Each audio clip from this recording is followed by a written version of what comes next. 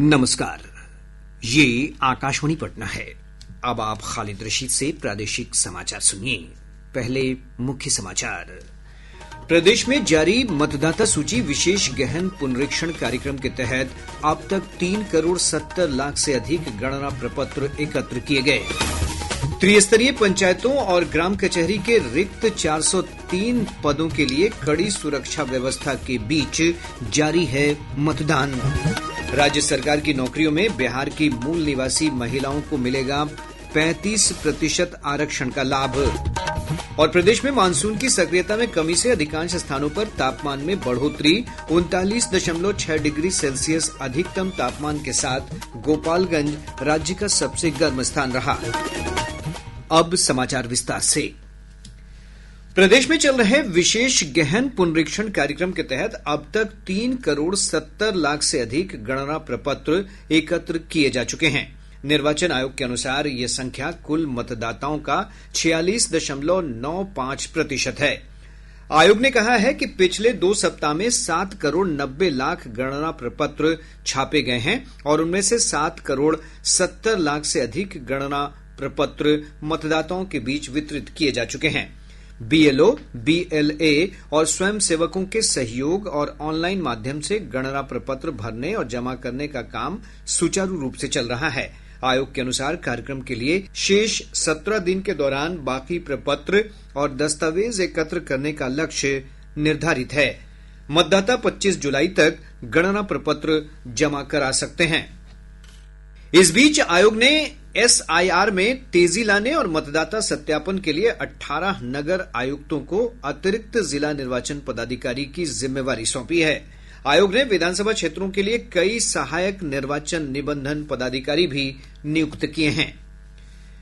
शिवहर जिले के डुमरी कटसरी प्रखंड क्षेत्र में मतदाता सूची विशेष गहन पुनरीक्षण कार्य में लापरवाही बरतने को लेकर 29 कर्मियों को शो कॉज नोटिस जारी किया गया है। बीडीओ अरुण कुमार सिंह ने बताया कि इनमें 15 बीएलओ तथा 14 अन्य सहयोगी कर्मी शामिल हैं।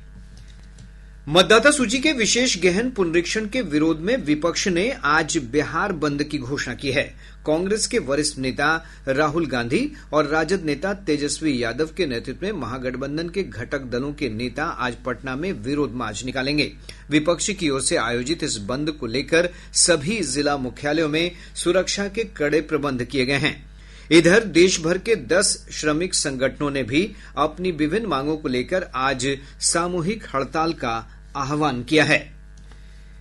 त्रिस्तरीय पंचायतों और ग्राम कचहरी के खाली पड़े 403 पदों के लिए आज कड़ी सुरक्षा व्यवस्था के बीच उपचुनाव हो रहा है। राज्य निर्वाचन आयोग के अनुसार मतदान शाम 5 बजे तक चलेगा।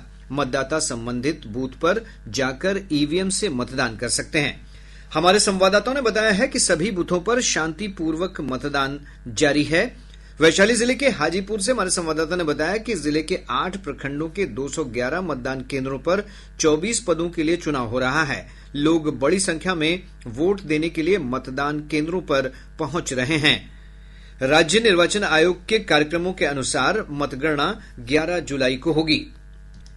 राज्य सरकार ने सरकारी नौकरियों में महिलाओं के लिए डोमिसाइल नीति लागू कर दी है। मुख्यमंत्री नीतीश कुमार की अध्यक्षता में राज्य मंत्रिमंडल की बैठक में इस आशय के प्रस्ताव को मंजूरी दी गई है।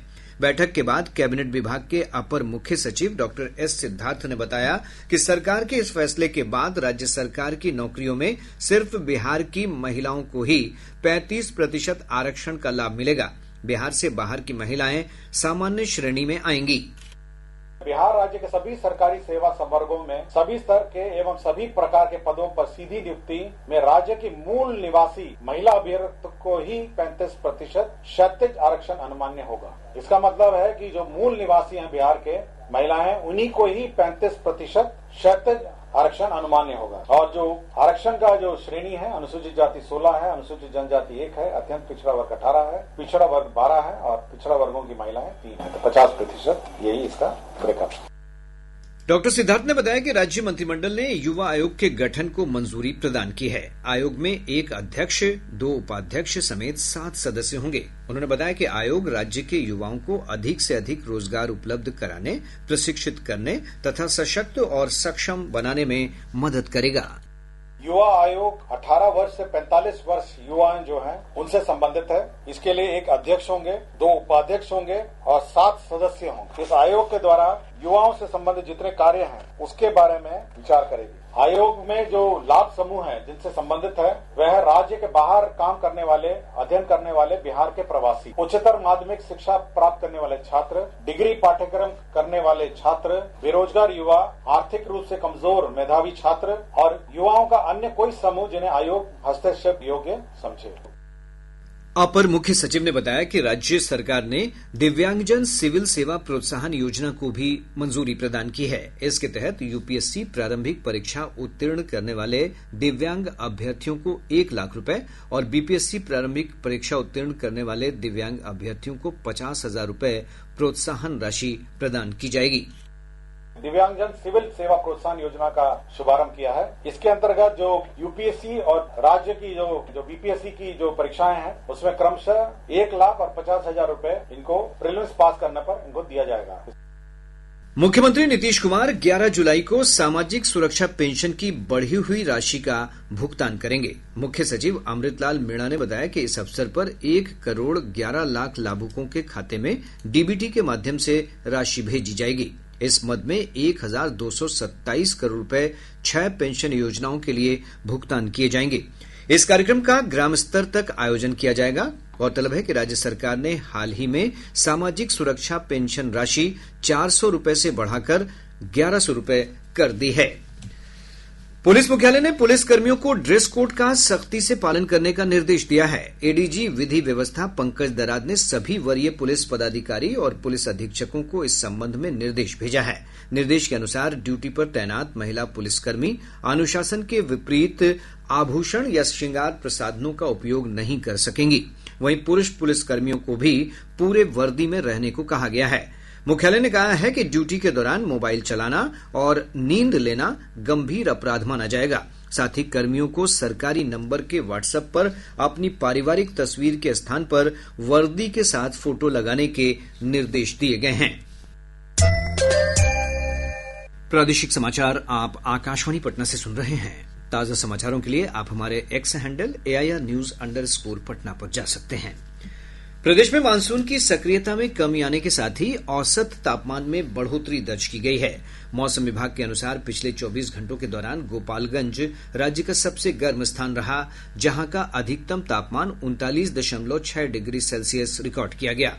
मौसम पूर्वानुमान में कहा गया है कि अगले 5 दिनों के दौरान राज्य के अधिकतम और न्यूनतम तापमान में कोई विशेष परिवर्तन नहीं होगा।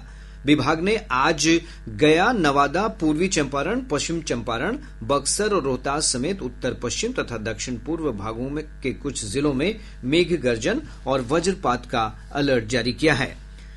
स्वास्थ्य मंत्री मंगल पांडेय ने कहा है कि पटना स्थित इंदिरा गांधी आयुर्विज्ञान संस्थान IGIMS में डेंटल कॉलेज खोला जाएगा। उन्होंने बताया कि इस कॉलेज में BDS और MDS की पढ़ाई के लिए 50 सीटों पर नामांकन होगा। श्री पांडेय ने कहा कि डेंटल कॉलेज में बेहतर इलाज और सर्जरी की आधुनिक व्यवस्था की जाएगी। श्रम संसाधन मंत्री संतोष कुमार सिंह ने कामगारों के कल्याण के लिए विकसित नूतन पोर्टल लॉन्च किया। पटना में आयोजित कार्यक्रम में उन्होंने कहा कि नूतन पोर्टल के माध्यम से बिहार भवन और अन्य निर्माण कर्मकार कल्याण बोर्ड की 16 कल्याणकारी योजनाओं की जानकारी मिल सकेगी। उन्होंने कहा कि पोर्टल के माध्यम से श्रमिकों और सरकार के बीच की दूरी कम होगी। शिक्षा विभाग ने कहा है कि प्रदेश आवश्यकता वाले विद्यालयों में शिक्षकों की प्रतिनियुक्ति की जाएगी। विभाग के अनुसार प्रतिनियुक्ति उन निकटतम विद्यालयों से होगी जहां निर्धारित मानक से अधिक शिक्षक हैं। माध्यमिक शिक्षा निदेशक दिनेश कुमार ने इस संबंध में सभी जिला शिक्षा पदाधिकारियों को आदेश जारी कर दिया है। मुजफ्फरपुर के पताही हवाई अड्डे से यात्री विमान सेवा शुरू करने के लिए सर्वे का काम शुरू कर दिया गया है। सर्वे टीम में वरिष्ठ भौगोलिक सूचना प्रणाली विश्लेषक और एसोसिएट कंसल्टेंट टीम लीडर शामिल हैं। सर्वे का कार्य 5 दिनों तक चलेगा। जिलाधिकारी सुब्रत कुमार सेन ने बताया कि सर्वेक्षण के दौरान नए सिरे से रनवे निर्माण, टैक्सी वे, पार्किंग और नए भवन के निर्माण समेत अन्य बिंदुओं पर रिपोर्ट तैयार होगी। साथ ही इसका मानचित्र भी बनाया जाएगा। केंद्रीय जांच ब्यूरो CBI की पटना स्थित एक अदालत ने रिश्वत लेने के मामले में भारतीय खाद्य निगम के तत्कालीन प्रबंधक लियाकत अली को 1.5 वर्ष सश्रम कारावास की सजा सुनाई है। दोषी पर 25,000 रुपए का जुर्माना भी लगाया गया है। प्रदेश में पहली बार ऑल इंडिया एथलेटिक्स मीट का आयोजन किया जाएगा। बिहार राज्य खेल प्राधिकरण के महानिदेशक रविन्द्रन शंकर ने बताया कि 19 जुलाई को पाटलिपुत्र स्पोर्ट्स कॉम्प्लेक्स में 1 दिवसीय मीट का आयोजन होगा। इस मीट में देश के विभिन्न हिस्सों से जाने माने एथलीट हिस्सा लेंगे। केंद्रीय युवा कार्यक्रम एवं खेल मंत्रालय की ओर से भागलपुर जिले के देवू बाबू धर्मशाला में युवाओं के लिए 2 दिवसीय लीडरशिप ट्रेनिंग कैंप का आयोजन किया जा रहा है। मुंगेर जिले के बरियारपुर थाना क्षेत्र के पास पुलिस ने एक कंटेनर से लगभग 4,500 लीटर विदेशी शराब बरामद की है। इस मामले में 2 लोगों को गिरफ्तार किया गया है। सुपौल जिले के भीमनगर थाना क्षेत्र अंतर्गत कोसी बांध के पास से पुलिस ने 182 किलो गांजा के साथ 3 तस्करों को गिरफ्तार कर लिया। पश्चिम चंपारण जिले में बगहा की एक अदालत ने अधिवक्ता अपहरण मामले में दोषी राजेंद्र चौधरी को आजीवन कारावास समेत 10,000 रुपए अर्थदंड की सजा सुनाई है। भोजपुर पुलिस ने साइबर ठगी के मामले में पटना से 3 लोगों को गिरफ्तार किया है। वहीं पूर्णिया साइबर थाना पुलिस ने सिम पोर्ट कर ठगी करने वाले गिरोह के 2 सदस्यों को गिरफ्तार कर लिया। अब पटना से प्रकाशित प्रमुख समाचार पत्रों की सुर्खियां। आज के सभी समाचार पत्रों ने अलग अलग खबरों को प्रमुखता से प्रकाशित किया है। हिन्दुस्तान की सुर्खी है, सरकारी नौकरियों में बिहार की महिलाओं को ही आरक्षण। दैनिक जागरण ने लिखा है, पुलिस के साथ मुठभेड़ में मारा गया खेमका हत्याकांड में गिरफ्तार राजा। दैनिक भास्कर का शीर्षक है, राज्य महिला आयोग में आवेदन के लिए अब आधार अनिवार्य। प्रभात खबर ने औद्योगिक गतिविधियों से जुड़ी खबर पर लिखा है, छोटे प्लॉट पर भी आसानी से अब लगा सकेंगे फैक्ट्री। राष्ट्रीय सहारा मुख्य चुनाव आयुक्त ज्ञानेश कुमार के हवाले से लिखता है, मजबूत लोकतंत्र के लिए सटीक मतदाता सूची जरूरी। आज अखबार की सुर्खी है, आवश्यकता वाले स्कूलों में होगी शिक्षकों की प्रतिनियुक्ति। और अब अंत में मुख्य समाचार एक बार फिर। प्रदेश में जारी मतदाता सूची विशेष गहन पुनरीक्षण कार्यक्रम के तहत अब तक 3,70,00,000 से अधिक गणना प्रपत्र एकत्र किए गए। त्रिस्तरीय पंचायतों और ग्राम कचहरी के रिक्त 403 पदों के लिए कड़ी सुरक्षा व्यवस्था के बीच जारी है मतदान। राज्य सरकार की नौकरियों में बिहार की मूल निवासी महिलाओं को मिलेगा 35% आरक्षण का लाभ। और प्रदेश में मानसून की सक्रियता में कमी से अधिकांश स्थानों पर तापमान में बढ़ोतरी। 39.6 डिग्री सेल्सियस अधिकतम तापमान के साथ गोपालगंज राज्य का सबसे गर्म स्थान रहा। इसके साथ ही आकाशवाणी पटना से प्रसारित प्रादेशिक समाचार का ये अंक समाप्त हुआ। आकाशवाणी पटना से अगला समाचार बुलेटिन दोपहर 2 बजे प्रसारित किया जाएगा। नमस्कार।